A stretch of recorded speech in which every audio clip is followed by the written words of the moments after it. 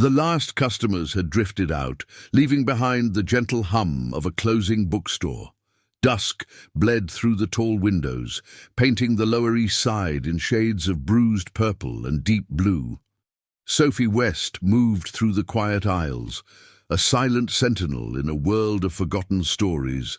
Her fingers, stained with ink from old receipts she'd been archiving, traced the worn spine of a dog-eared first edition. It was her mother's copy, a cherished relic, and clutching it felt like holding on to the last tangible piece of her. Grief was a constant shadow, but so was a stubborn pride, a fierce resolve to keep this place alive, a living testament to her mother's legacy. Her gaze snagged on the window. A cruel, glossy poster from Sterling Developments glared back, its corporate typeface screaming, "Notice of intent to acquire."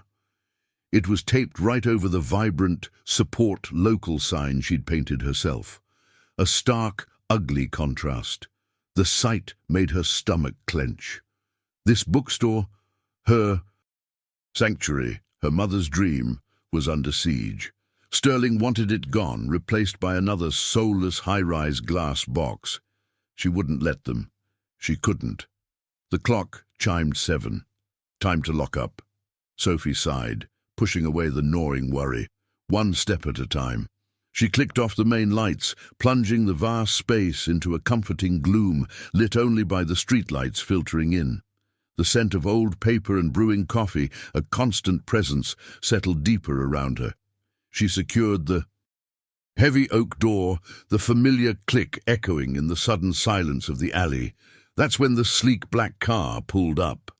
It was an anachronism in this graffiti-laced alley, too polished, too silent.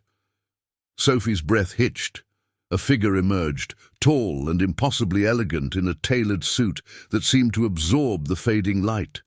He moved with an unhurried grace that spoke of undeniable power, a stark contrast to the grit and grime of the street. Alessandro De Luca. She knew him by reputation.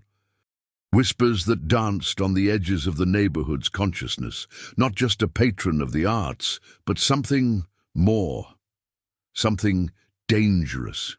He stopped a few feet from her, his presence a sudden, palpable weight in the cool evening air.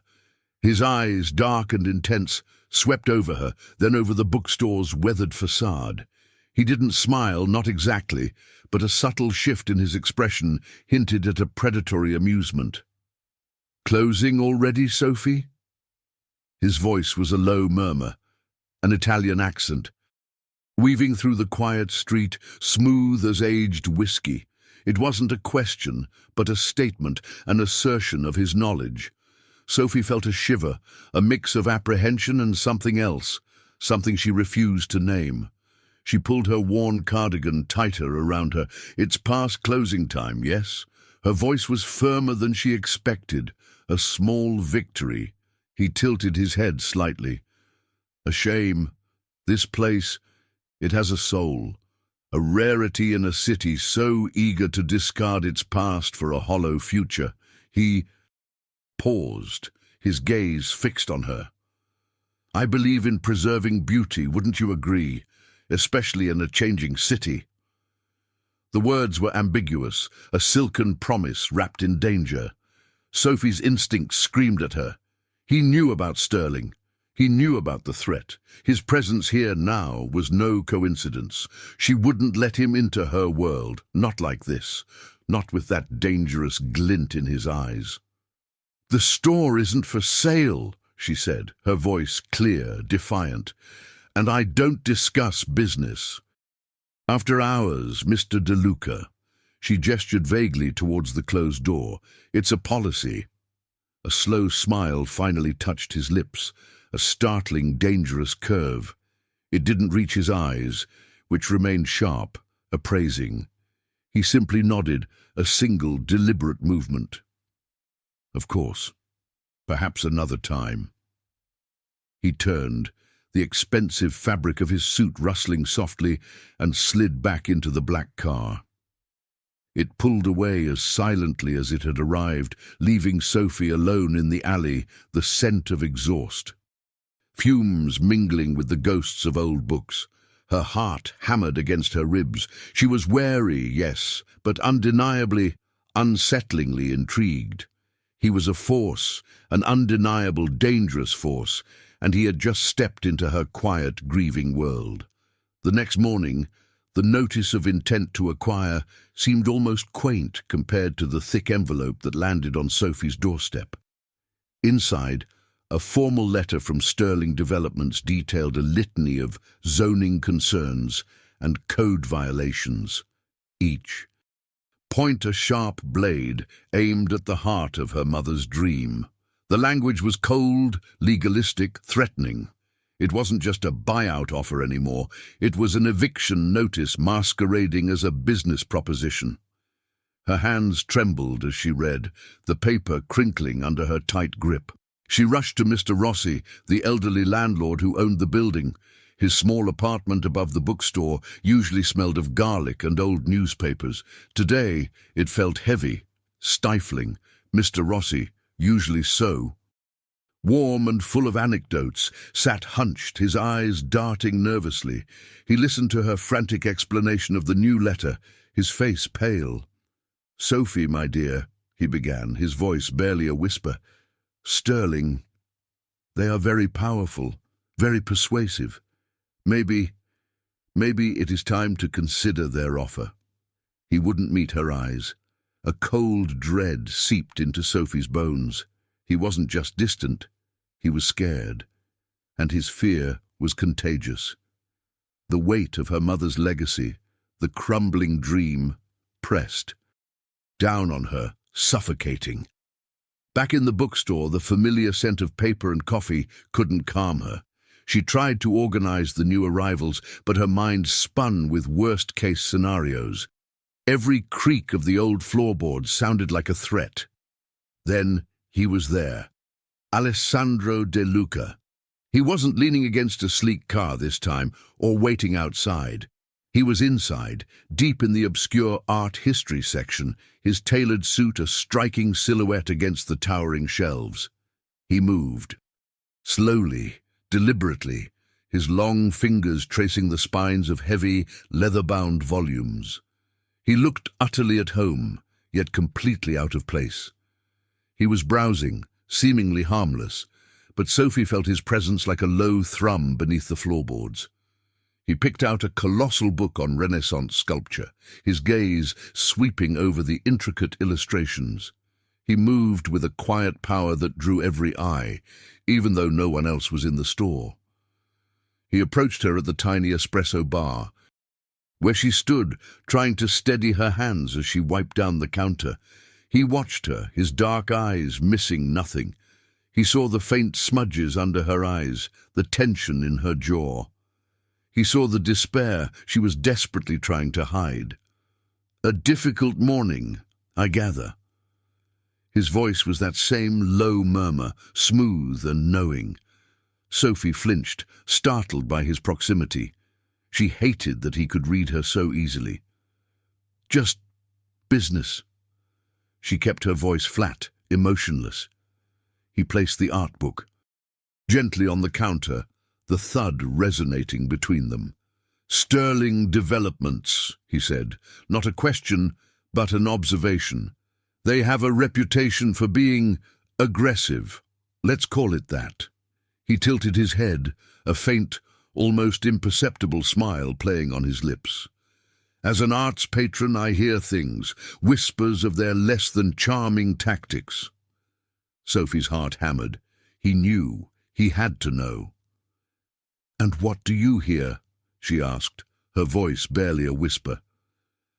"I hear they don't appreciate history or beauty, only profit." He paused, his gaze intensifying. "I also hear they can be persuaded to disappear, permanently." His eyes held hers, a dangerous glint that promised both salvation and a terrifying descent into his world. "I could handle them, Sophie, make them vanish, in exchange for—" He left the sentence hanging, a silken thread of unspoken terms, a gilded cage waiting to snap shut. He gestured to the espresso machine. One last coffee, perhaps? My treat. It was an offer of unexpected intimacy, a domestic gesture that felt utterly out of place coming from him, yet it was precisely what made it so disarming. Sophie stared at him, at the dark depths of his eyes, at the stark reality of the protection he represented. Her heart screamed for it, for someone to sweep away this nightmare, but her mother's voice, quiet and steadfast, echoed in her mind. Integrity, Sophie. Always integrity. No, she said, the word coming out firmer than she thought possible. I won't be. He bought Mr. De Luca, not by Sterling and not by anyone else. He didn't look offended, only intrigued. A slow, dangerous smile finally spread across his face, reaching his eyes this time. He simply nodded, a silent acknowledgement of her refusal, but also of her strength. He picked up the art book again, turning it in his hands. He was still here, still a presence. Sophie watched him, her chest tight. She had refused him, but the air around them still crackled with an unspoken tension. He exuded a sheer, undeniable power, a dark charisma that both terrified and undeniably, unsettlingly allured her. She knew, with a certainty that chilled her to the bone, that he wasn't going to simply disappear. He had offered her a hand, and even though she'd slapped it away, she felt his shadow linger. Days blurred into a relentless assault of legal threats. Another foreclosure notice, harsher than the last, had been slipped under the door, its official seal a cold mark of impending doom. Sophie felt like she was drowning in paperwork, each document another nail in the coffin of her mother's dream. She tried to fight, researching zoning laws, calling lawyers she couldn't afford, but every avenue led to a dead end. Mr. Rossi had stopped returning her calls entirely. The bookstore, once her sanctuary, now felt like a fragile shell waiting to shatter. Sleep was a forgotten luxury, replaced by anxious nights staring at the ceiling, the scent of old paper no longer comforting, but a reminder of what she stood to lose. Her options weren't just dwindling, they were gone. She saw him sometimes. A flash of a dark suit across the street, a sleek black car idling too long at the corner. He was always there, a silent sentinel, his presence a constant unsettling hum beneath the surface of her crumbling world. He never approached, never intruded, but the weight of his gaze was palpable even through glass. It felt like he was waiting for her to break. And she was so close. One evening, after the last meager sale of the day, Sophie finally locked the door, her hands shaking. The exhaustion was a physical ache, deep in her bones. She felt hollowed out, defeated. As she turned into the alley, dreading the lonely walk home, he was there, leaning against his car as always, an immovable shadow in the fading light. He didn't move, didn't speak, just watched her approach, his dark eyes like a magnet. Then his voice, a low rumble that cut through the silence. One last coffee, Sophie. It wasn't a question, not really. It was a statement, a gentle command, almost a plea. This time it felt different, not an offer of a gilded cage, but a lifeline in a storm. She looked at him, really looked at him, and saw not just the dangerous capo, but a strange, unsettling flicker of concern. Or perhaps just a deep, calculating understanding of her desperation. She was too tired to resist, too tired to fight. Without a word, she turned back to the bookstore door, unlocking. He followed, his footsteps silent on the old floorboards. She led him to her small, beloved espresso bar, tucked away in a cozy corner among the stacks. The familiar ritual was a balm. The hiss of the brass espresso tamper, the rich aroma of fresh grounds, the gentle gurgle of the machine. It was a piece of her mother, a piece of home. She prepared 2 cups, her movements automatic, her mind a whirlwind of what-ifs. She pushed one across the counter to him, a simple ceramic mug that felt oddly domestic in his large, elegant hand. He took a sip, his gaze unwavering on her. "Sterling Developments," he began, his voice dropping, "is not a developer. Not in the way you understand it." Sophie's breath caught.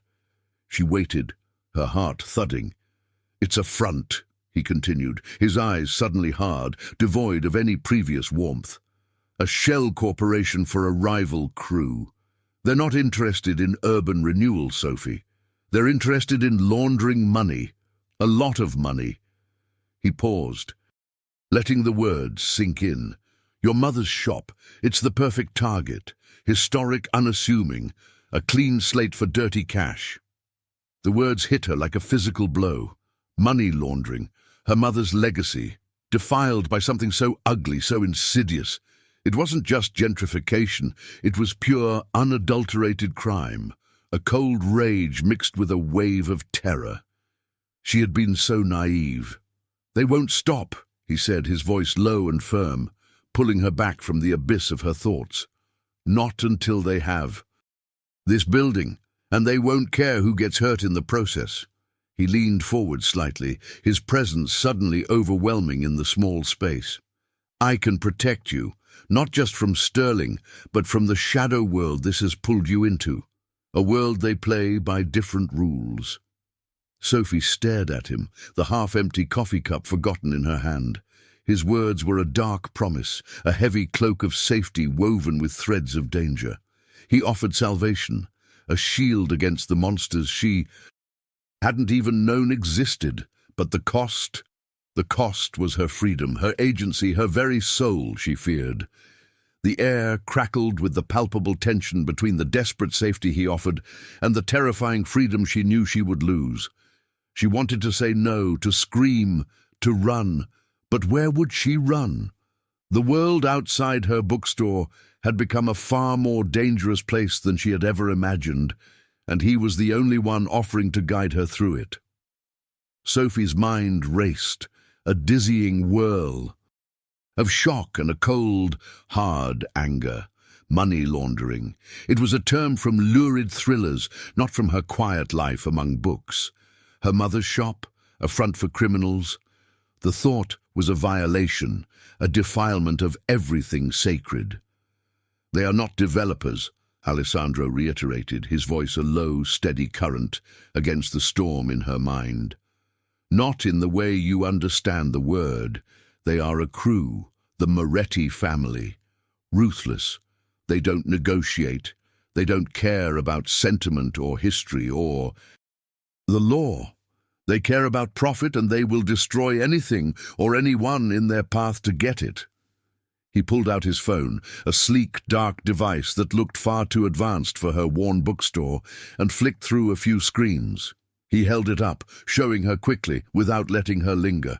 "These permits," he pointed to a blurred document barely visible on the screen, "filed in record time, bypassed every legal channel. These financial reports," another flick, "too clean, too perfect for a company this size. It's a textbook laundering operation, Sophie, and your building is the perfect blank canvas." She shivered, the cold reality settling deep in her bones. He wasn't guessing. He knew. He had been investigating. Perhaps long before he ever spoke to her, he was already entrenched in this shadowed war. "What do you want?" she asked, her voice barely a whisper, raw with a mix of fear and desperate curiosity. "Why are you telling me this?" His dark eyes held hers. Unwavering. "I told you, I believe in preserving beauty and culture. This bookstore, your mother's legacy, it is a sanctuary.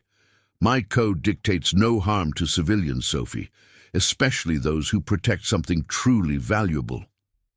He paused, his gaze intensifying, searching her face. "I am not asking for your love or your loyalty in my world. I'm asking for your trust in my methods. Methods that will keep you and this store safe." He explained calmly, chillingly, how the Moretti family operated, their reach, their willingness to use intimidation and violence. He didn't sensationalize it, but painted a stark picture of the danger they represented.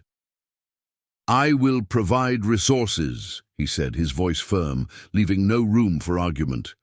"Legal counsel to navigate their paperwork, and discreet protection. My men will be in the shadows, always. You won't see them, but they will be there." Sophie's heart pounded, a frantic drum against her ribs. He was offering her a fortress, but it was a fortress built by a wolf. The danger was terrifyingly real, undeniably present, but so was the growing, unsettling attraction she felt for his dark charisma, his unwavering certainty, his dangerous competence. He was a force of nature, dangerous and alluring, and he was offering to be her shield. Their conversations after that first revelation became a charged dance of wills, a precarious balance between two worlds.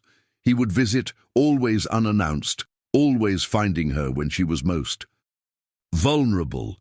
He spoke of the Morettis, of their tactics, of his own network, weaving a tapestry of shadows that slowly began to make a terrifying kind of sense. He never asked her to join him, never spoke of his family directly, but the implication was clear. She was entering his orbit, whether she liked it or not. She found herself listening, despite herself. He spoke of his respect for art, for history, for the quiet dignity of her shop. He described how the Moretti's crude greed threatened not just her building, but the very soul of the neighborhood. He wasn't just a gangster, he was a dark knight, albeit one with blood on his hands, offering protection from an even darker evil. "My world is not for you, Sophie," he said one afternoon, his voice soft, almost regretful, as he watched her carefully dust a shelf of antique maps. "But your world, it is worth fighting for, and I am uniquely positioned to fight for it." He turned to her, his eyes dark pools of intensity.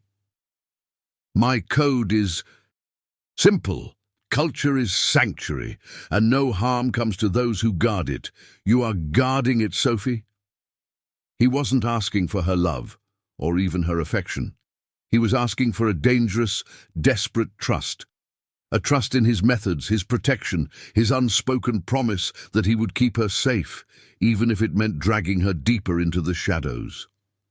She felt the magnetic pull, the terrifying allure of his power, and the terrifying realization that she might not have a choice. The alternative was losing everything. The sleek black car cut through the familiar maze of the Lower East Side, but Sophie felt a million miles away from her bookstore. The leather seats were soft, the engine a low purr. Next to her, Alessandro was a silent, formidable presence, his profile sharp against the passing neon. She could feel the magnetic pull of him, an unnerving blend of fear and fascination that tightened her chest. He hadn't told her where they were going, only that it was a place where truth could be found among the forgotten. He pulled up to a grand, neoclassical building, imposing and quiet in the night, the Museum of Urban History. It was closed, dark, but Alessandro simply nodded to a discreet guard who appeared from the shadows, and the heavy doors swung open, seemingly just for them. Sophie's breath hitched. This wasn't just a place he visited, it was a place he commanded. They moved through cavernous halls, past exhibits shrouded in canvas, the air cool and hushed, thick with the scent of old paper and polished wood. He led her to a secluded corner behind velvet ropes and a private access sign into a vast reading room. It was magnificent. Towering shelves of ancient texts reached the vaulted ceiling, gilded spines gleaming faintly in the soft indirect lighting. Dark mahogany tables were scattered with maps and leather-bound journals, untouched, waiting. This was his sanctuary. Here, surrounded by centuries of human endeavor, the crude greed of sterling developments felt impossibly distant, almost vulgar. Alessandro gestured to a large, ornate table in the center. "Sit, Sophie." His voice, usually a low rumble, seemed to soften here, echoing with a quiet reverence. He walked over to a shelf, running a hand over a thick tome. "This place, it reminds us that some things are worth more than profit, worth more than fleeting power." He turned back to her, his expression serious, stripping away the shadowy allure for something more direct, more dangerous in its honesty. "My proposal, then. You appear to consider Sterling's offer. You play along just enough to keep them engaged. While you do that, we gather what we need. Proof, undeniable proof of their laundering, their coercion. Evidence that will bring them down without a single bullet fired." Sophie stared at him, her heart thumping. His genuine respect for the artifacts around them, for the quiet dignity of the space, chipped away at the Mafia boss facade. Here he truly was the art's patron, a man who understood the value of history, of legacy. But the danger was still real. He was asking her to walk into the lion's den, to become bait. "Why me?" she asked, her voice trembling slightly, but her gaze steady. "Why not just make them disappear, as you said?" A flicker of something unreadable crossed his eyes. "Because your innocence, Sophie, is a potent weapon. Your mother's legacy, a shield. They won't expect you to fight back with intellect, with integrity. They'll expect a frightened woman, easily bought or broken. That is where they will underestimate you. That is where we win." He leaned forward, his hands resting on the polished table. "I need your sharp intellect, your unwavering ethics. You are not a pawn, Sophie. You are the key." The words resonated deep within her. He saw her, truly saw her, not just as a victim or a tool, but as a formidable force in her own right. The offer of protection, of a shared fight, twisted with a dangerous allure. She felt a surge of desperate hope, but also a stubborn pride. She would not be merely used. "If I do this," she said, pushing back, her voice firm despite the tremor in her hands, "it's on my terms. I won't be a pawn in your game, Mr. DeLuca. I decide how this unfolds. I decide what I say and what I don't. My agency is not negotiable." She met his intense gaze, refusing to back down. This was her fight, her mother's fight, and she would not surrender her will, not even to him. Alessandro listened, his dark eyes studying her, a slow, dangerous smile finally touching his lips. It wasn't amusement, but something akin to admiration. He nodded, a single deliberate movement. "Intriguing," he murmured, his gaze holding hers. "Very well, Sophie. Your terms." The bell above the door chimed, a cheerful sound that felt utterly out of place with the man who stepped inside. Sophie looked up from meticulously shelving a first edition, her hand still hovering over the worn leather. Marcus Thorne. He wasn't like the shadowy figures Alessandro described, or the faceless corporate entity Sterling Developments presented. Thorne was all sharp angles and slick confidence, a predator in a perfectly tailored suit, smelling faintly of expensive cologne and something else, something cold and dismissive.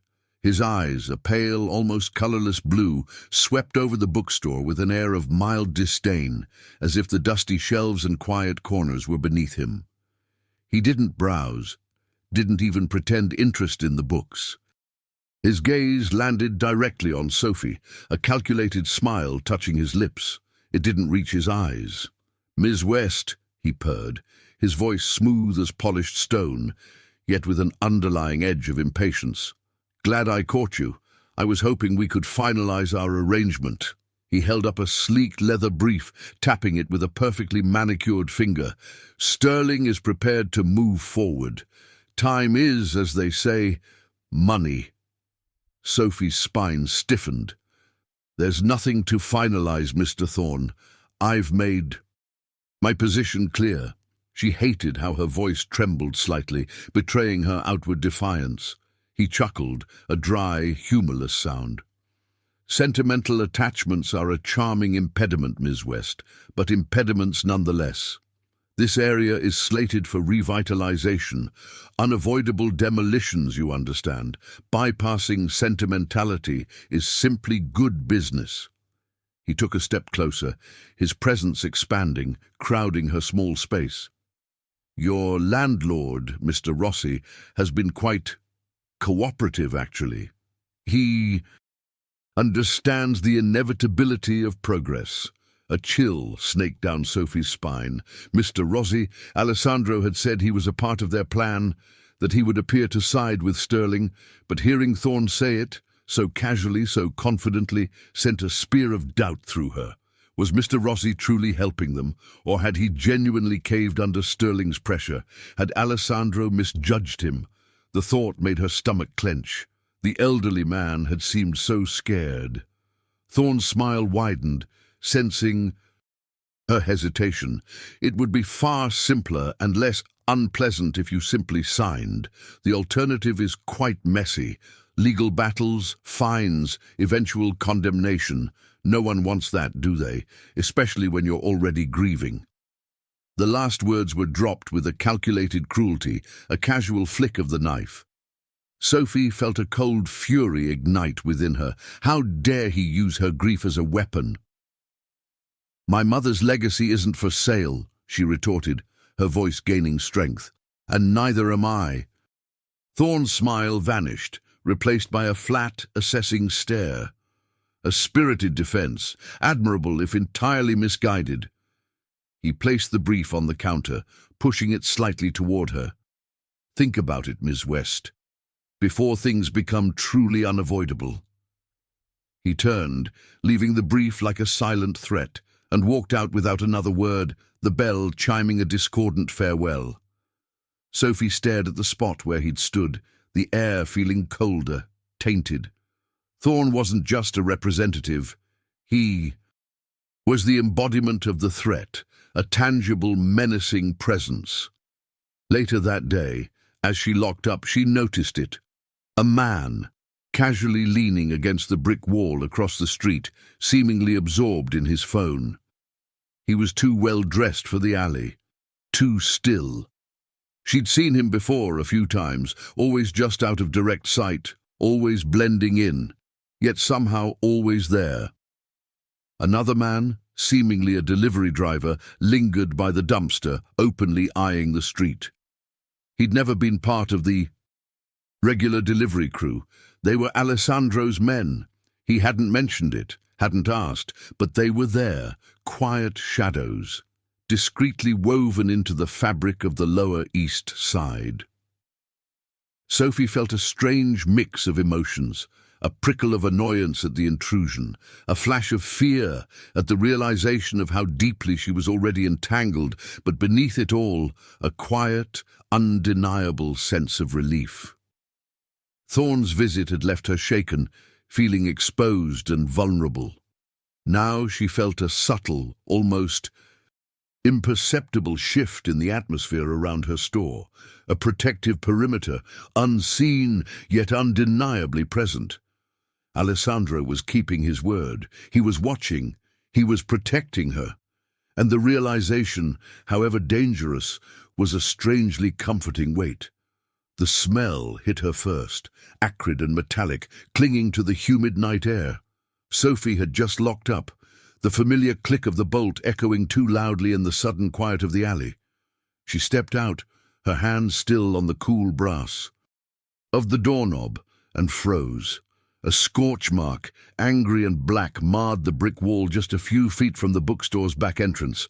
Not a raging inferno, just a small, contained fire, like someone had lit a pile of rags and then put it out, leaving behind a stark, deliberate warning.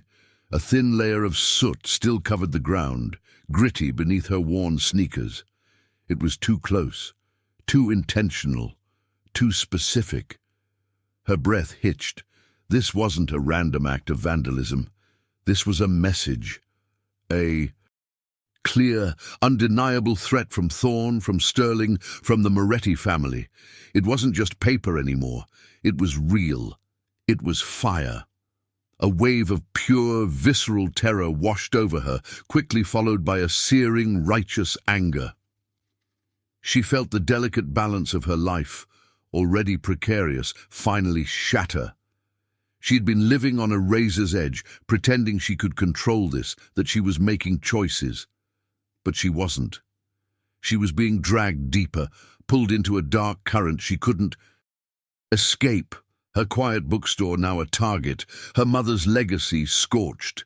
She looked around, her eyes darting through the deepening shadows. Were his men watching now? Were they letting this happen? A burning resentment flared. She didn't want his protection if it meant becoming a pawn in his brutal game. She didn't want this life. She wanted her simple, quiet world back. She found him, or rather, he appeared. Standing by his car, as always, a silent, dark silhouette against the streetlights. She walked towards him, her steps fueled by a frantic, desperate energy, her hands clenched into fists, fingernails biting into her palms. "Did you see it?" she demanded, her voice raw, barely controlled. "The fire in the alley. Is this your protection, Mr. DeLuca, letting them burn my store down bit by bit?"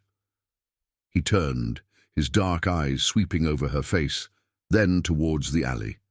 He already knew. He always knew. "A warning," he stated, his voice calm, too calm, infuriatingly calm. "Not an attack yet.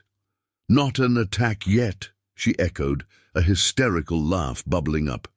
"My mother's store is being threatened with demolition. I'm getting anonymous warnings, and you're telling me this is just a warning. You told me you would protect me. You told me you would keep this place safe." Her voice cracked, the carefully constructed facade of composure crumbling. "All you've done is drag me deeper into your world, into your wars. I didn't ask for this. I didn't ask for any of this." Her chest heaved, hot tears blurring her vision. "I just wanted to save my mother's bookstore, not become entangled with whatever this is. I'm losing everything, Alessandro. My peace, my life, my simple, normal life. And it's because of you." He stood utterly still, his face unreadable in the dim light. A muscle twitched in his jaw. For a long moment he said nothing, just watched her, his gaze intense, perhaps even a little wounded. Then, slowly, he nodded. A single, almost imperceptible movement that spoke volumes. "Perhaps," he said, his voice quiet, stripped of its usual smooth authority. "Perhaps you are right." He didn't argue. He didn't defend himself. He simply opened the car door, slid inside, and with a low purr of the engine, drove away.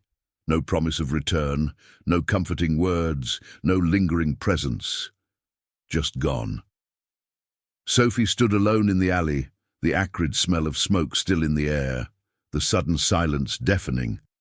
The anger, so fierce just moments before, drained out of her, leaving her hollow and exposed. She had pushed him away, accused him, blamed him, and he had simply left.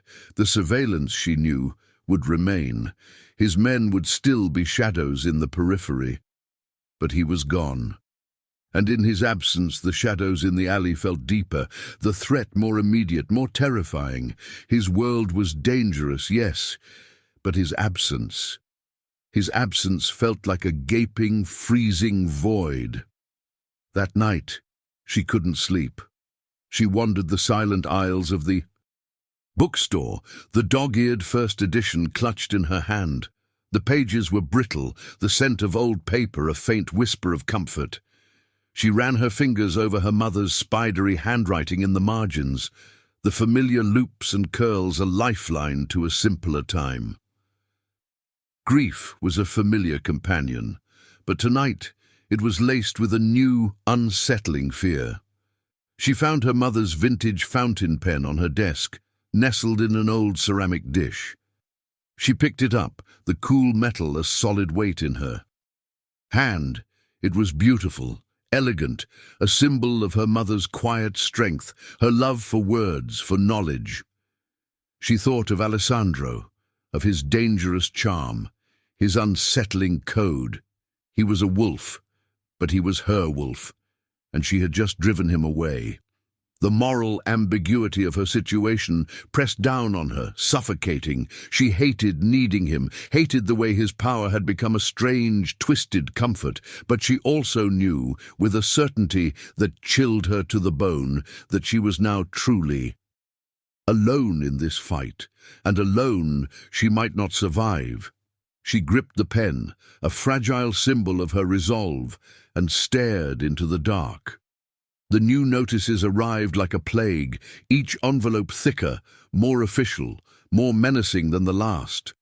They weren't just vague threats now, they were detailed demands, citing impossible deadlines, astronomical fines, and immediate structural concerns that would require the bookstore to be vacated for public safety. Sophie stared at the stack on her desk, each paper a brick in the wall closing in on her. The small contained fire in the alley had been a warning. These were an execution order. She hadn't heard from Alessandro since that night. Not a call, not a text, not even a glimpse of his car. His men were still shadows, she knew, but his personal presence, his dangerous shield, had vanished. She felt raw, exposed, a fragile bird caught in a storm she couldn't weather alone. Her anger had cooled, leaving behind a chilling void. She had driven him away, and now the consequences felt suffocating. She tried to work, tried to immerse herself in the familiar comfort of her books, but the words blurred, the stories meaningless against the stark reality of her impending ruin. Mr. Rossi remained silent, his phone disconnected. She was utterly, terrifyingly alone. Late that night, slumped at her desk, the vintage fountain pen clutched tight in her hand, she stared at a fresh notice. Immediate compliance required. Her chest tightened, panic clawing at her throat. This was it. She was losing, her mother's dream reduced to a pile of ashes and paperwork. Her fingers, numb with cold dread, instinctively reached for her phone. She scrolled through her contacts, past friends who wouldn't understand, past lawyers who wouldn't listen, until she landed on his name, Alessandro De Luca.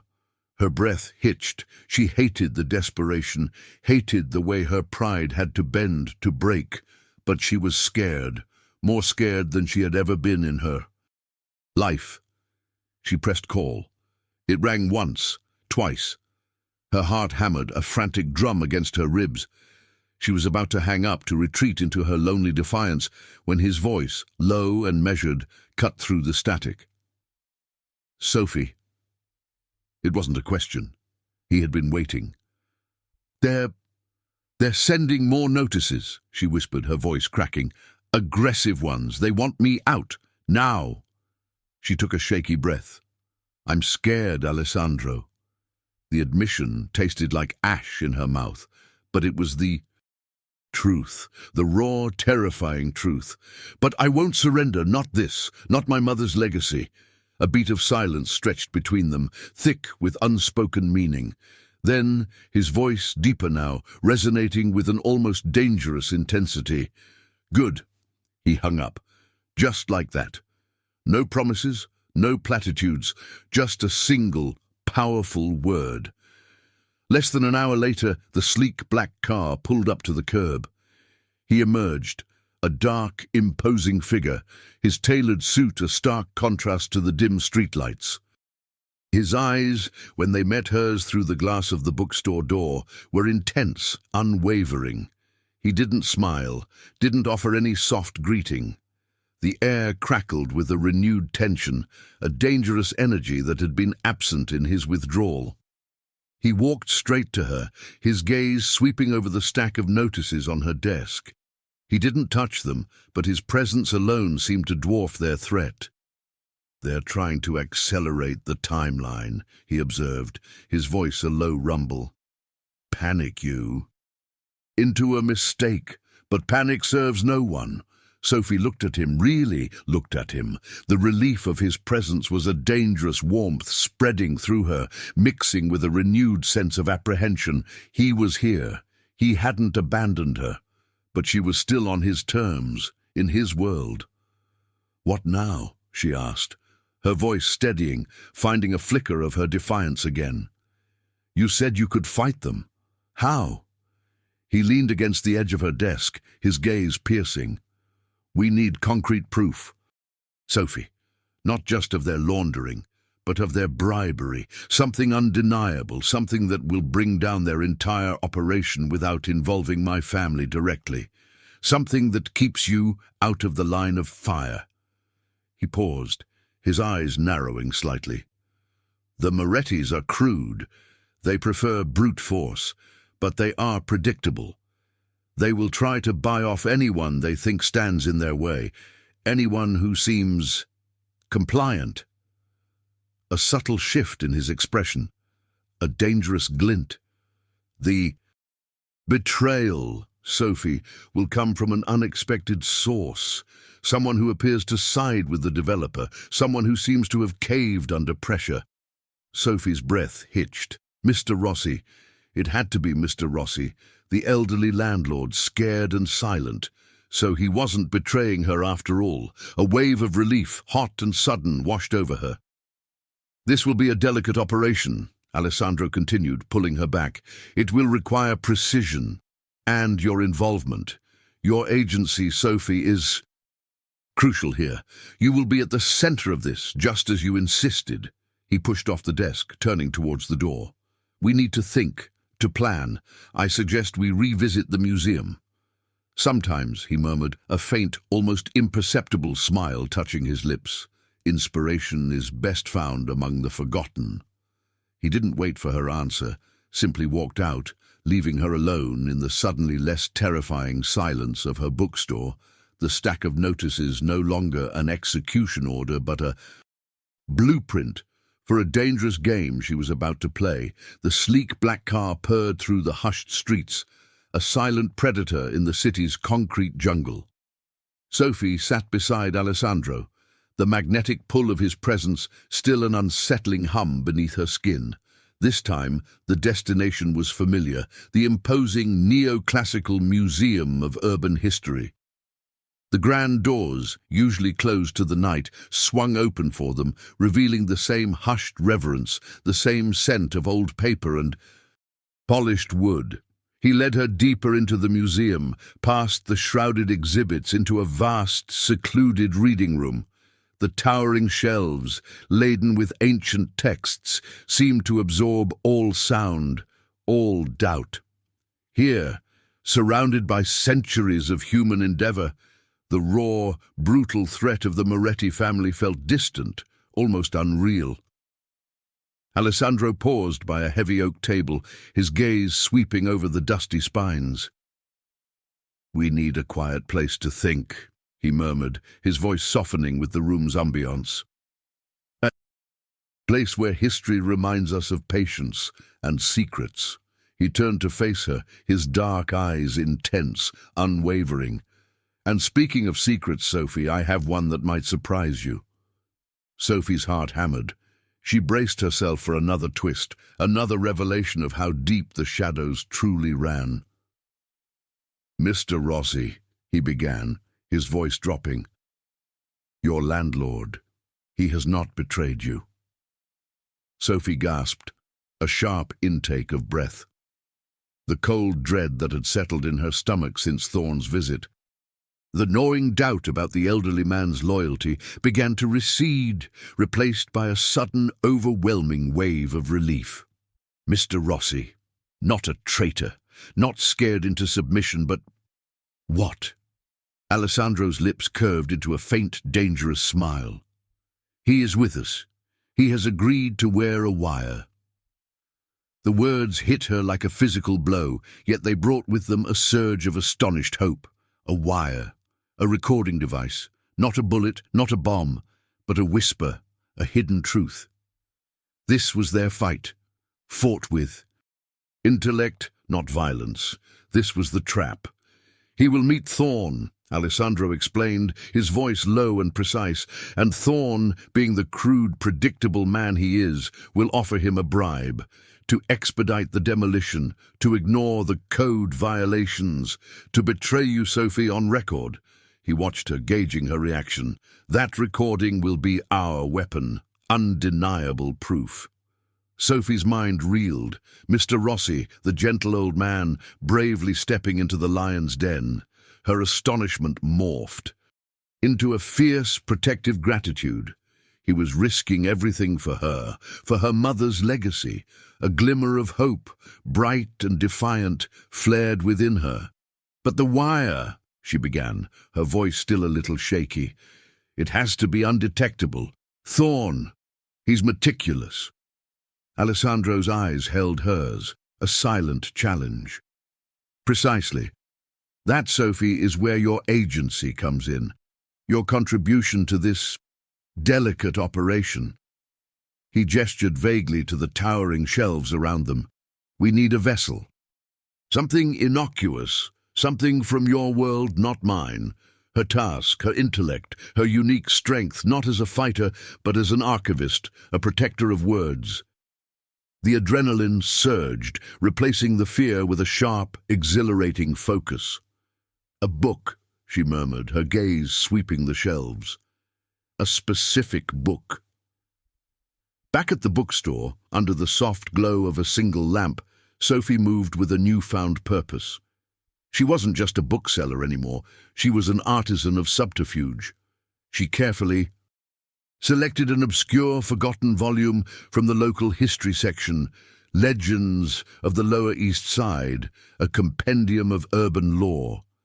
Its title felt perfectly fitting for the shadowy truth they were uncovering.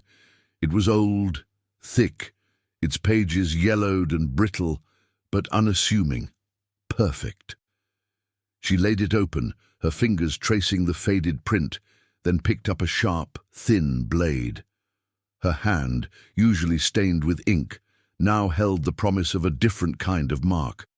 Slowly, meticulously, she began to cut. She carved out a precise, rectangular cavity within the thick pages, working with the delicate precision of a surgeon, not a destroyer. Each cut was deliberate, each page carefully removed, leaving behind a perfectly formed compartment just large enough for the tiny recording device Alessandro had given her. It had to be flawless. It had to be undetectable. She worked for hours, lost in the rhythm of the blade against paper, the scent of old dust filling her lungs. This wasn't a weapon. Forged in fire, but crafted in silence, from the very essence of her world. It was her intellectual strength, her attention to detail, her quiet defiance, all bound within the covers of a book. This was her contribution. And as she finally fitted the tiny wire into its hidden chamber, closing the book with a soft click, she felt a profound sense of purpose. The game had begun, and she was no longer just a player. She was the architect of its most crucial piece. The secure location was a small, windowless room deep within an old warehouse Alessandro owned, miles from the bookstore. The air was thick with the scent of dust and anticipation. Sophie sat beside him at a heavy metal table, her hands clenched, watching the small blinking light on a sophisticated audio receiver. Her heart hammered a frantic rhythm against her ribs. Mr. Rossi.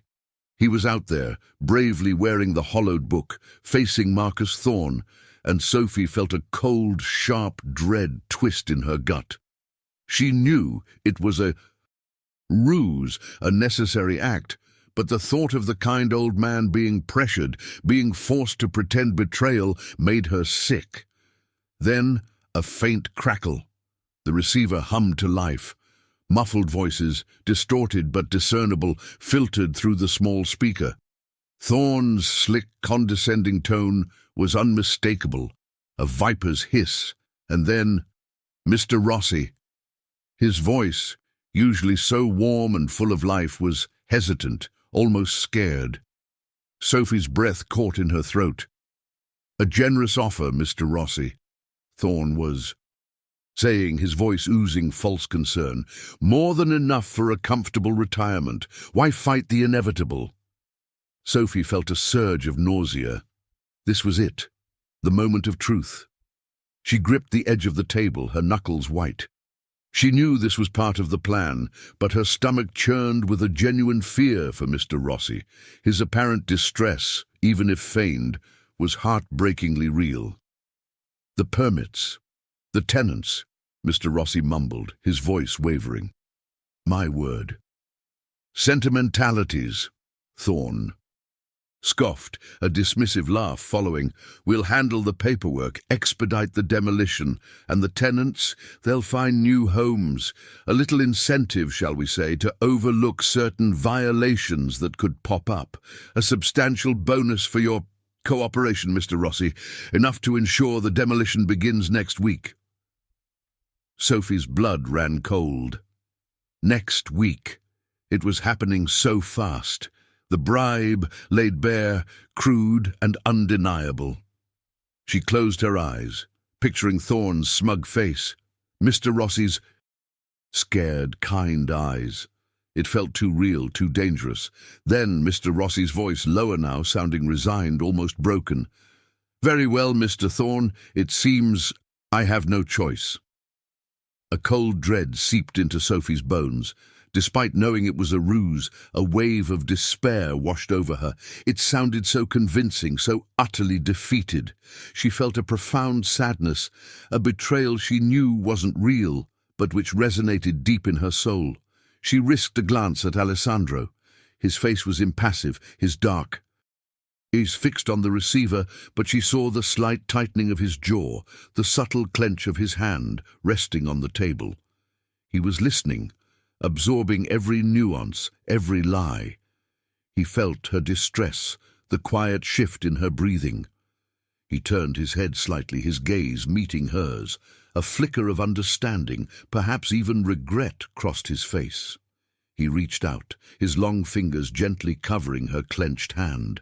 His touch was warm, steady, a grounding force in the storm of her emotions. "True power, Sophie," he murmured, his voice a low, rough whisper meant only for her. "It's not about brute force. It's about leverage, about honor, even in the shadows." He squeezed her hand, a subtle reassurance.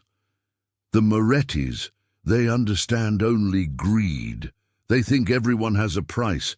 They believe they can buy anything, destroy anything." He paused, his eyes holding hers, intense and unwavering. "But they don't understand culture. They don't understand legacy. My code, Sophie, is simple. Culture is sanctuary. This bookstore, your heritage, it is worth fighting for on a level that goes beyond their crude operations, beyond my usual operations." He leaned closer, his voice dropping further, almost a confession.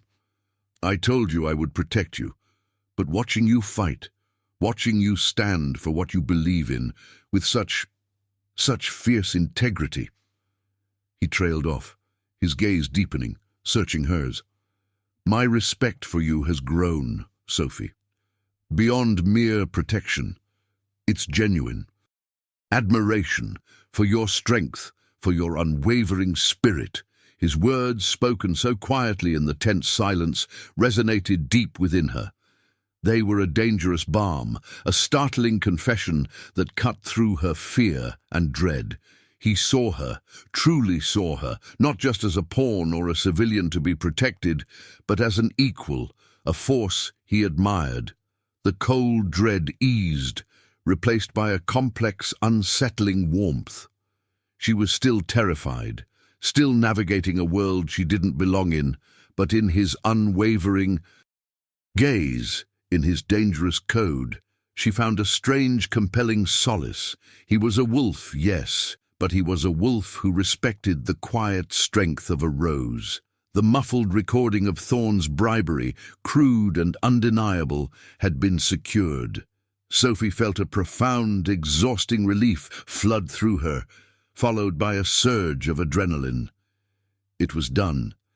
The first, most dangerous part of the plan, complete. She looked at Alessandro, her eyes wide with a mixture of awe and trepidation. The old warehouse room, once thick with tension, now hummed with the quiet victory of their subterfuge. "He took the bait," she whispered, the words barely audible. Alessandro nodded, his gaze intense, a hint of something akin to grim satisfaction in his dark eyes. "And we have him, Sophie, on record. Undeniable." He turned off the receiver, the sudden silence amplifying the weight of their next move. "But the Morettis don't fall easily. A recording is leverage, not a defeat. We need to deploy it." They strategized, the metal table between them becoming a battlefield map. Thorn, they knew, would not simply disappear. He would escalate, pushing harder than ever for Sophie to sign the final papers, to give Sterling Development a veneer of legitimacy before their scheme was exposed. He would try to corner her again, to isolate her. "The confrontation," Alessandro stated, his voice firm, "must be public, unavoidable, and where he least expects it." Sophie's mind immediately went to the museum. The grand, neoclassical building, so full of history and quiet power. It was his sanctuary, the place he had laid out his initial proposal, where his code of culture is sanctuary truly resonated. It was perfect. A contained space, steeped in the very values Thorn sought to destroy. "The museum," she breathed, her gaze meeting his. He understood immediately, a flicker of approval in his eyes. "Precisely," he confirmed. "A private viewing, an important urban planning exhibit, perhaps. Something with historical significance, something the Morettis would never comprehend." He leaned forward, his elbows on the table, his voice dropping. "We invite the right people, local press, key city officials, discreetly, not enough to tip Thorn off, but enough to ensure an audience." Sophie's heart leaped into her throat. Press. Officials. This was no longer a quiet fight in the shadows. This was a public exposure, a blazing inferno that would consume Thorn and his masters. The danger felt immense, overwhelming. She would be standing in the spotlight, directly confronting a ruthless man, exposing his crimes to the world. A tremor ran through her. "I'll need a reason to be there," she said, her voice a little shaky. "Why would I be at a private viewing?" Alessandro's lips curved into a faint, dangerous smile. "As the owner of a historic local establishment, fighting against aggressive gentrification, a symbol, Sophie, a rose among the thorns." He reached into his inner jacket pocket and pulled out a folded map, a detailed schematic of the museum. It was old, intricately drawn, detailing every hall, every alcove, every emergency exit. He spread it out between them, his finger tracing a path through the main exhibit hall. This wasn't just a map, it was their guide to the final move, a blueprint for the trap. "We position you here," he indicated a spot near a large ornate display. "Thorn will find you. He will believe he has you cornered, just as he always does." His finger moved to another section. "The press, the officials, they will be here, close enough to witness, but far enough not to alert him too soon."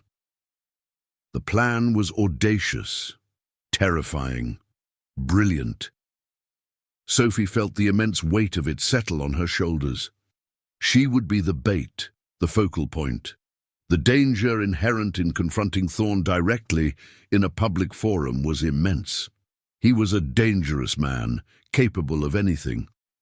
Could she truly trust Alessandro to keep her safe while she stood at the center of this storm? To let her take center stage, as she had insisted? She looked up from the map, her eyes searching his. She didn't need to speak. The silent question hung in the air between them, clear as crystal. "Can I trust you? To stay true to your word? To protect me, truly protect me, when everything explodes?" Alessandro met her gaze, his dark eyes steady, unwavering, a deep, dangerous pool of unspoken promises. He didn't speak, didn't offer any elaborate reassurance. He simply held her eyes. His expression a quiet, unwavering declaration. His actions, his meticulous planning, his very presence spoke louder than any words. He had respected her agency so far. He would continue to. He would be there, a shadow in the periphery, a silent, deadly guardian, ensuring she had her moment, her victory. It was a promise forged in the shadows, understood in the silence, and Sophie knew, with a certainty that chilled and comforted her, that he would not break it. Sophie moved through the bookstore, the late afternoon light filtering through the tall windows, casting long shadows across the familiar shelves. This might be its last night, her last night here. The thought was a dull ache beneath her ribs, a quiet thrum of impending loss and fierce determination. It wasn't a goodbye yet, not truly, but a ritual, a silent preparation for a battle she would fight for every single book, every dusty corner, every memory of her mother. She meticulously dusted the antique globe near the entrance, her fingers tracing the faded continents. She organized a stack of new arrivals, placing them just so, as if their order could magically influence tomorrow's outcome. She ran a hand over the brass espresso tamper, cool and heavy in her palm, remembering countless coffees brewed, countless quiet mornings. Each action was a prayer, a silent vow to the legacy she defended. Her mother's vintage fountain pen, a symbol of her resolve, lay on her desk, ready. Later, as the last customer left, and the bell chimed its final farewell for the day, Sophie retrieved the hollowed book from its hiding spot. She opened it carefully, her fingers brushing the tiny recording device nestled within. Then she listened, just a whisper, to Thorne's smug voice, to Mr. Rossi's feigned resignation. The sound ignited a cold fire in her gut, hardening her resolve. This wasn't just about gentrification anymore. This was about justice, about exposing ugly truths. A quiet knock at the back door. Alessandro. He stepped in, his presence a dark, reassuring weight in the hushed store. His eyes, dark and intense, swept over her, taking in the faint smudges under her eyes, the set of her jaw. He didn't need words to read her. "Everything is in place," he said, his voice a low murmur that cut through the quiet. "The museum is secured. My men are positioned, invisible, as you wished." He paused, stepping closer until the scent of his expensive cologne, mingled with something subtly dangerous, filled her. "Space. You lead this, Sophie. You are the center." He reached into his inner jacket pocket and produced a small, sleek device, no bigger than her thumb. It was black, minimalist, utterly unlike anything she owned. "A communication device," he explained, holding it out, "for contingencies, a direct line should you need me. My ear will be open." Sophie looked at the tiny piece of technology, then back at his unwavering gaze. It was a lifeline, a safety net, but it also reinforced the terrifying reality of what she was about to do. He wasn't going to swoop in and save her. He was giving her the tools, the stage, and letting her walk into the fire. Just as she had demanded, her agency. She took the device, her fingers brushing his. The contact sent a jolt through her, a quick, unsettling current of electricity. It was a promise of protection, but also a stark reminder of the dangerous world he inhabited, a world she was now teetering on the edge of. "Thorne believes he has you cornered," Alessandro continued, his voice steady. "He believes you are weak, easily manipulated. That will be his undoing." His eyes held hers, a silent, powerful reassurance. "You have the truth, Sophie. That is a greater weapon than any they possess." He didn't stay long. A quick, almost imperceptible nod, and he was gone, leaving her alone once more in the quiet bookstore. But the silence no longer felt empty. It hummed with anticipation, with a coiled tension. The small device, warm in her palm, was a tangible link to the shadows, a silent promise that she was not truly alone. Sophie spent the rest of the evening preparing for the morning. She laid out the dress she would wear, something simple but elegant, projecting strength. She polished her mother's fountain pen, its brass gleaming. She looked at her reflection in the darkened window, a young woman with tired eyes, but a fierce, unyielding resolve. The bookstore, her mother's legacy, was ready. And so, finally, was she.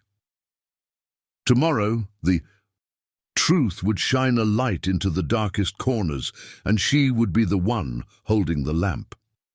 The heavy museum doors had closed behind her with a soft, final thud, sealing Sophie inside a world of hushed grandeur and looming shadows.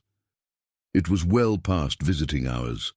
The vast exhibit hall, usually bustling with tourists, was now a cavernous expanse of dim light and dramatic silence.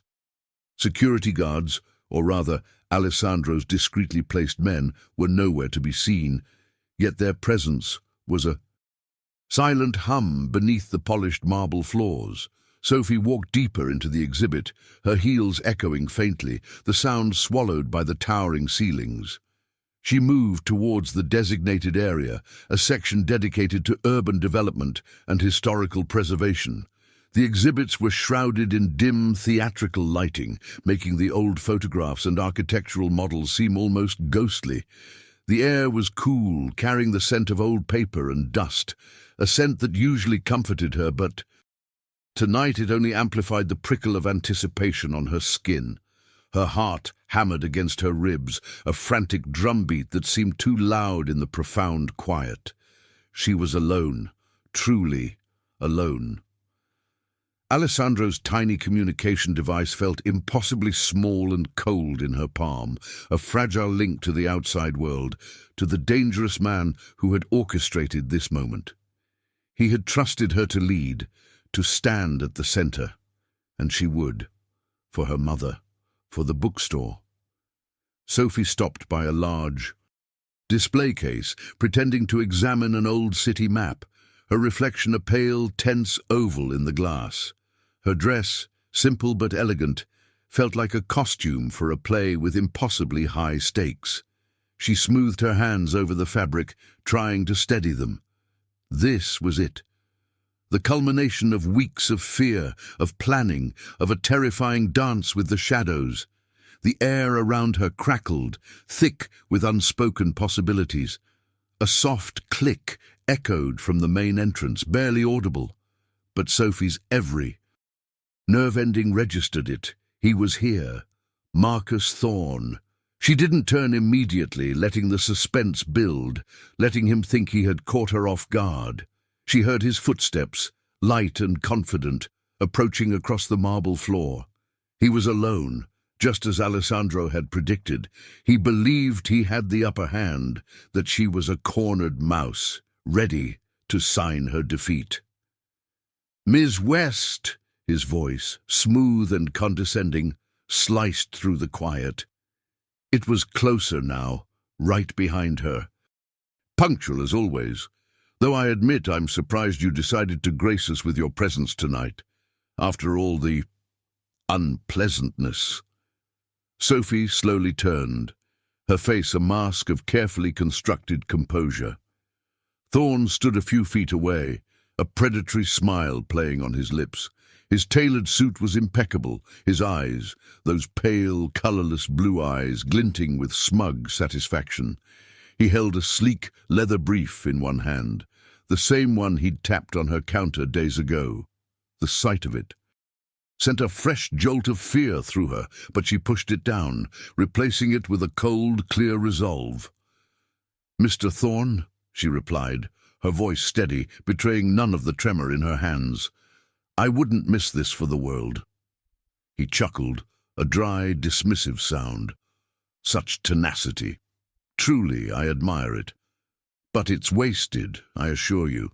Sterling Developments is merely completing a transaction, a very profitable transaction for all involved, especially for you if you're sensible." He gestured. vaguely around the cavernous hall. "Though I must say, Ms. West, I'm surprised you chose such a desolate location for our final meeting. A little dramatic, wouldn't you agree? I thought you were a bookseller, not a theatrical director." His tone was designed to belittle, to disarm. Sophie felt a spark of pure, unadulterated anger. He saw her as nothing more than a nuisance, a sentimental fool. He had no idea what was coming. "Some truths are best revealed in dramatic settings, Mr. Thorne," she countered, her gaze unwavering. He simply smiled, a slow, self-satisfied curve of his lips. "Ah, always the philosopher. But tonight, Ms. West, we deal with facts, and the fact is your options have run out." He opened the brief, pulling out a stack of documents. "These are the final buyout papers. Sign them and all this unpleasantness goes away. Your mother's little shop becomes a memory. Yes, but you walk away with a considerable sum." He paused, letting the offer hang in the air, a silken lure. Then his voice hardened, the thinly veiled threat finally breaking through. "Refuse, and the demolition permits, which are already approved, will be activated at dawn. Your bookstore will be condemned, deemed unsafe. You will lose everything, Ms. West. Every book, every memory gone, and you will walk away with nothing but debt and regret." He held out a vintage fountain pen, a cruel imitation of her mother's, a final insult.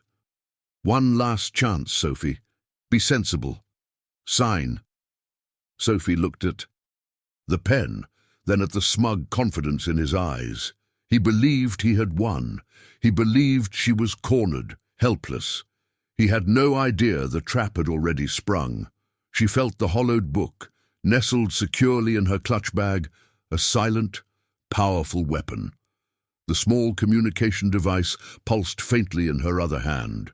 She was not cornered. She was the hunter. Sophie stared at the pen Thorne offered, then at his smug, confident face. He thought he had won. He truly believed she was just another easily broken obstacle. A cold, quiet resolve solidified inside her. Her hands, despite their tremor, were steady. "No," she said, her voice clear and ringing in the vast, silent hall. She didn't just refuse the pen, she pushed his hand back gently but firmly. "I won't be signing anything, Mr. Thorne." Thorne's smile faltered, a flicker of irritation crossing his features. "Don't be foolish, Ms. West. This is your last chance."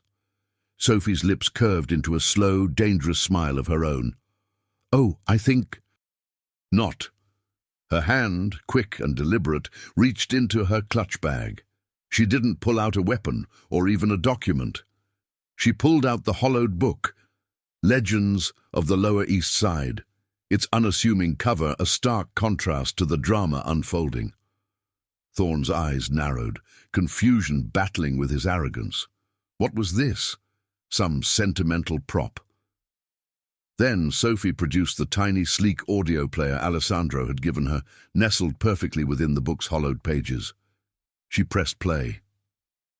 A faint crackle, then Mr. Rossi's voice, clear as a bell, filled the dim stacks.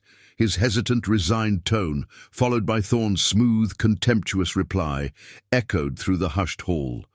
"A generous offer, Mr. Rossi. More than enough for a comfortable retirement." Thorne's own voice, captured and replayed, seemed to mock him. "A substantial bonus for your cooperation, Mr. Rossi. Enough to ensure the demolition begins next week." Thorne's face, moments ago so confident, went utterly, sickeningly pale. His eyes, wide with disbelief and dawning horror, darted from Sophie to the small player, then wildly around the empty hall. He had been so sure he was alone with her. He had been so wrong. As Mr. Rossi's feigned capitulation, "Very well, Mr. Thorne. It seems I have no choice," filled the air. The museum's hushed atmosphere shattered. Flashbulbs exploded. From the shadows of the exhibits, from behind velvet ropes and towering display cases, figures emerged. Not just the quiet, Blending security guards Sophie had seen before, but a deluge of people. Journalists, their cameras flashing like angry stars, microphones thrust forward. City officials, their faces a mix of shock and grim understanding. The air, moments ago thick with tension, now crackled with the frantic energy of a public scandal. Thorne stumbled back, his face a mask of furious, trapped disbelief. He was cornered, caught. His scheme, his carefully constructed facade, exposed in the most public, humiliating way possible. His eyes briefly found Sophie's.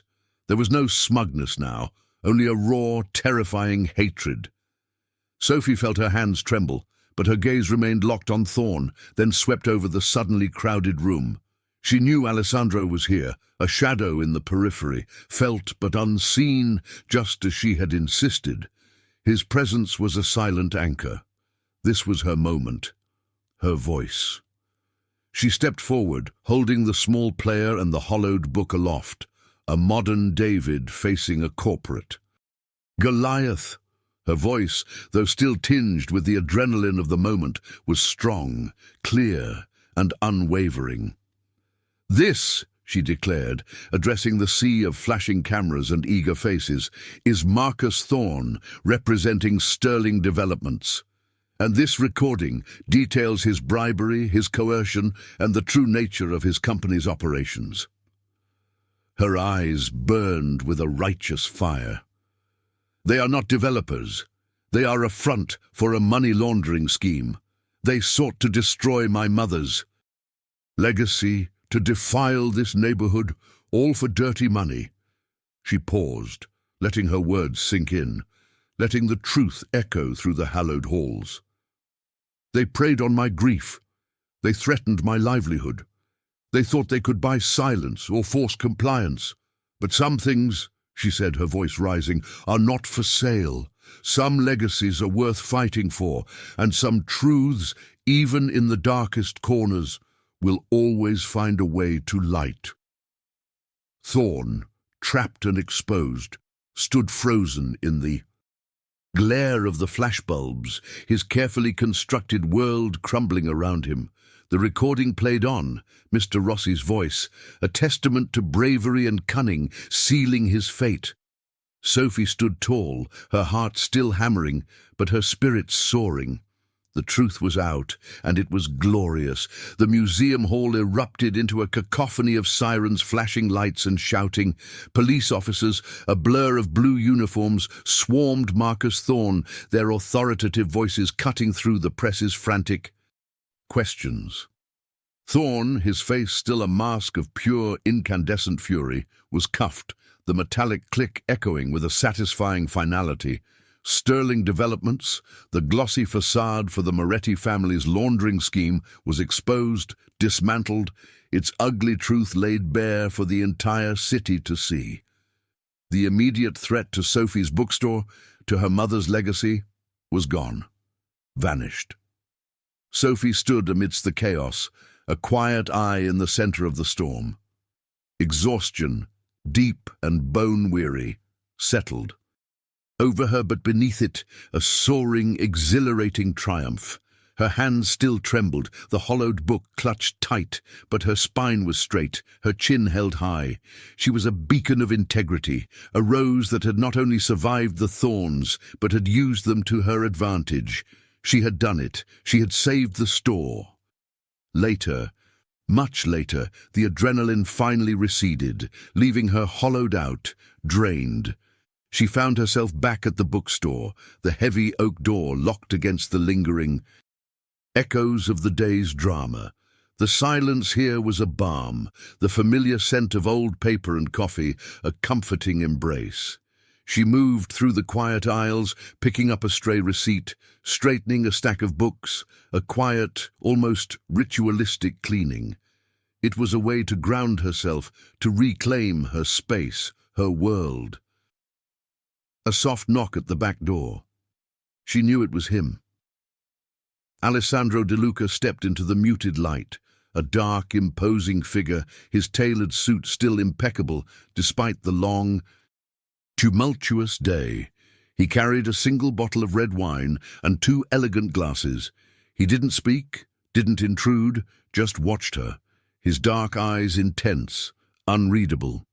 He offered her a glass, the deep ruby liquid a stark contrast to the quiet room.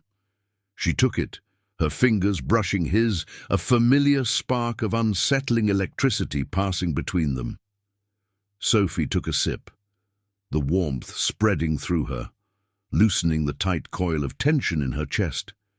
She looked at him, truly looked at him, seeing not just the dangerous capo, but the man who had orchestrated her safety, who had respected her agency, who had stood back and let her have her moment. The dangerous path they had walked together, the close calls, the terrifying revelations, it all flashed through her mind.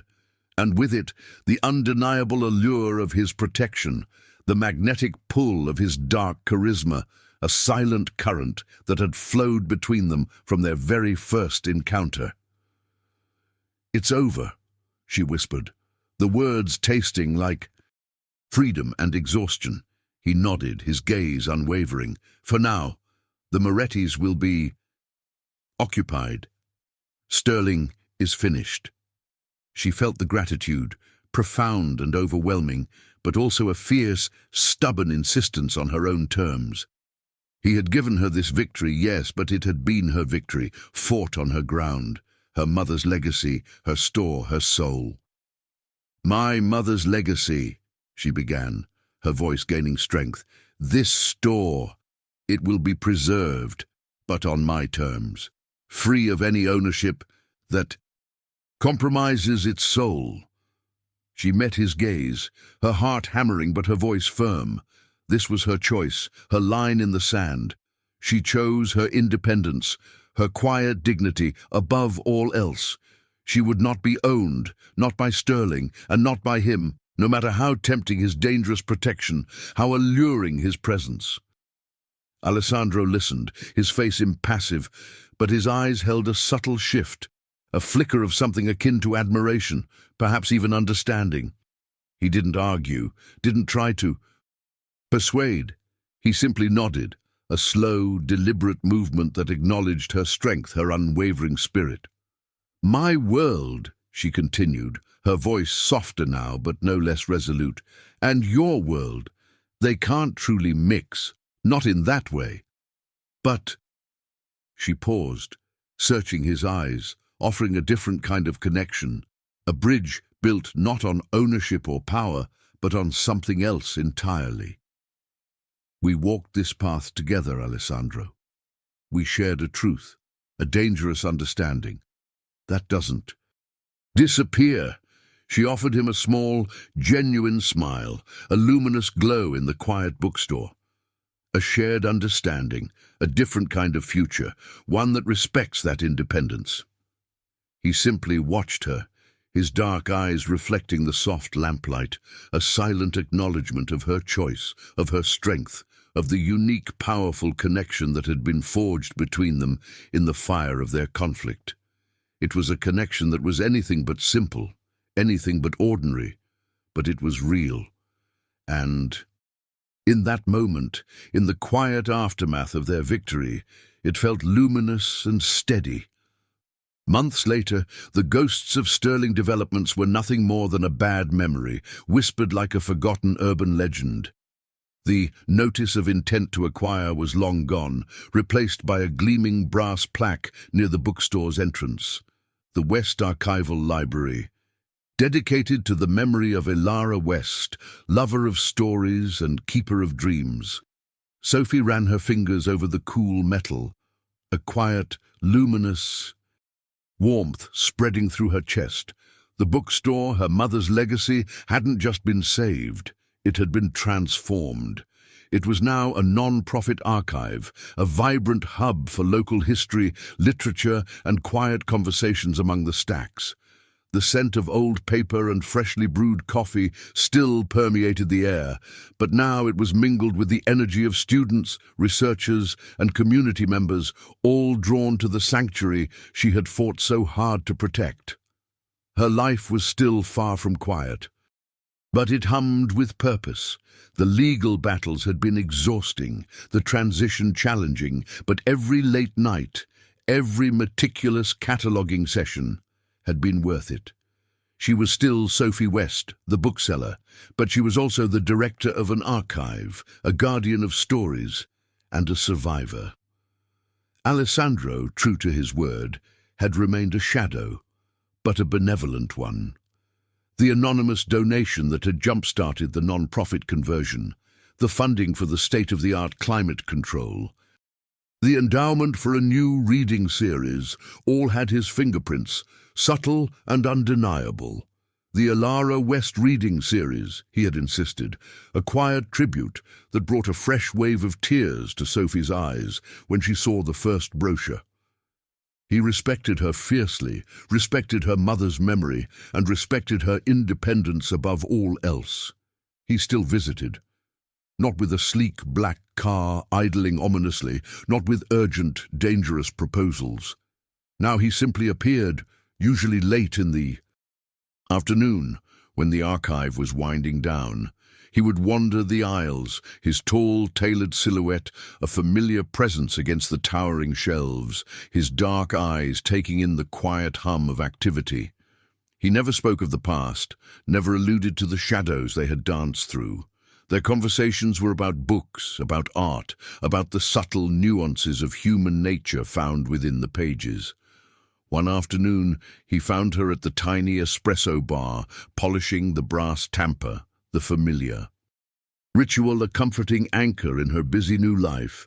The archive had just closed, the silence settling around them like a soft blanket. "A good day, Sophie?" His voice was a low murmur, the familiar Italian accent a gentle caress. She looked up, a genuine smile gracing her lips, free of the tension that had once clung to her. "A very good day, Alessandro. We just acquired a first edition of a forgotten Lower East Side poet. A beautiful find." He nodded, a faint, dangerous smile touching his lips. "Preserving beauty, just as it should be." He paused, his gaze intensifying, a spark of the old magnetic allure still present in his dark eyes. "One last coffee, perhaps?" It wasn't a command or a plea, but an invitation, an acknowledgement of their unique, unspoken agreement. Slow coffee, not ownership. Sophie returned his smile, a warmth spreading through her that was both familiar and new. She reached for 2 ceramic mugs, the simple gesture a quiet promise. She knew their worlds would never truly merge, not in the way society understood. He was still the capo, and she was still the bookseller, the archivist. But they had forged something else, something resilient and profound, built on respect, on shared understanding, on a dangerous, undeniable connection. The hiss of the espresso machine filled the quiet archive, the rich aroma weaving around them. Sophie poured him a cup, the steam rising, blurring the sharp edges of the day. She pushed it across the counter to him, their fingers brushing briefly. His touch was warm, steady, and the spark was still there, a constant luminous current beneath the surface. She looked at him, at the dark depths of his eyes, and saw not just the dangerous man but the protector, the patron, the silent partner in her fight for legacy. Their future was not a straight line, not a predictable path. It was a delicate balance, a quiet understanding, a series of shared moments over slow coffee, surrounded by books and the endless stories. They held, and in that quiet, luminous moment, Sophie knew it was exactly as it should be, steady. If you enjoyed the video, tell us where you're watching from and subscribe to the channel to keep up with our content.